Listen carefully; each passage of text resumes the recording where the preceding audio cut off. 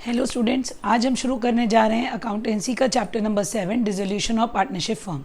अब हमने पुराने सारे चैप्टर्स पढ़ लिए हैं, change in profit sharing ratio, admission, retirement, death. ये हमारा इस बुक का लास्ट चैप्टर है, dissolution of partnership firm.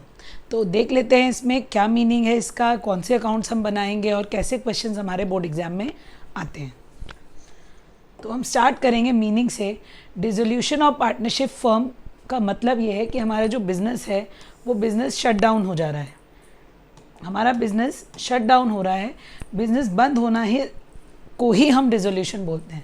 That is business बंद हो रहा है हमारा। अब कोई भी चेंज पार्टनरशिप में नहीं आ रहा।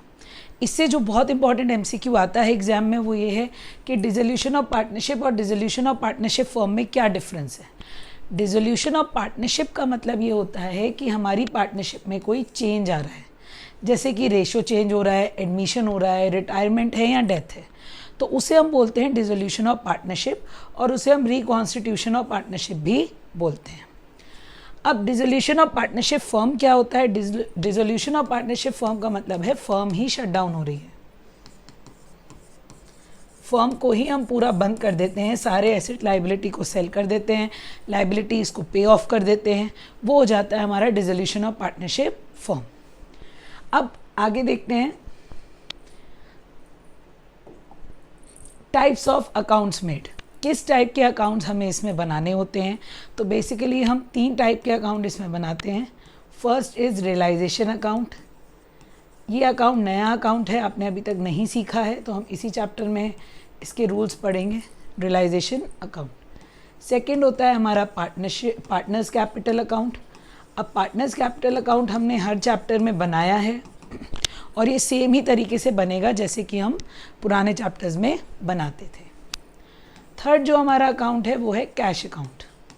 इसमें बैलेंस शीट नहीं बनती है क्योंकि बिज़नेस बंद हो रहा है, तो बैलेंस शीट हम नहीं बनाते, कैश अकाउंट बनता है। कैश अकाउंट अगर लास्ट में इक्वल आ जाता है दैट मीन्स हमारा आंसर करेक्ट है। इसमें बैलेंस शीट हम नहीं बनाते हैं क्योंकि बिज़नेस बंद हो गया, बैलेंस शीट का मतलब ही नहीं आता है इन दैट केस। तो ये 3 अकाउंट हमें इसमें बनाने होते हैं, that is realisation account, partners capital account and cash account.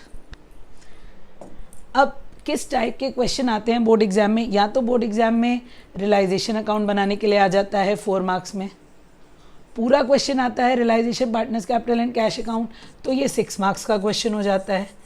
या फिर हमारे पास सिंपल जर्नल एंट्रीज आ जाती हैं, हमें कोई अकाउंट नहीं बनाना होता, तो ये भी हमारी 4 मार्क्स की आ जाती है।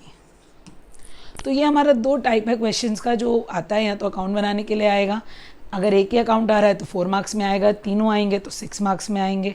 जर्नल एंट्रीज आती हैं तो 4 मार्क्स की जर्नल एंट्रीज आ जाती हैं हमारे पास, जो कि सेपरेटली आती हैं। तो अब इस चैप्टर में हमें अकाउंट बनाना भी सीखना है और जर्नल एंट्रीज भी सीखनी है। अपनी नेक्स्ट वीडियो में हम स्टार्ट करेंगे जर्नल एंट्रीज के साथ और उसके बाद हम बनाएंगे ये तीनों अकाउंट्स। Thank you.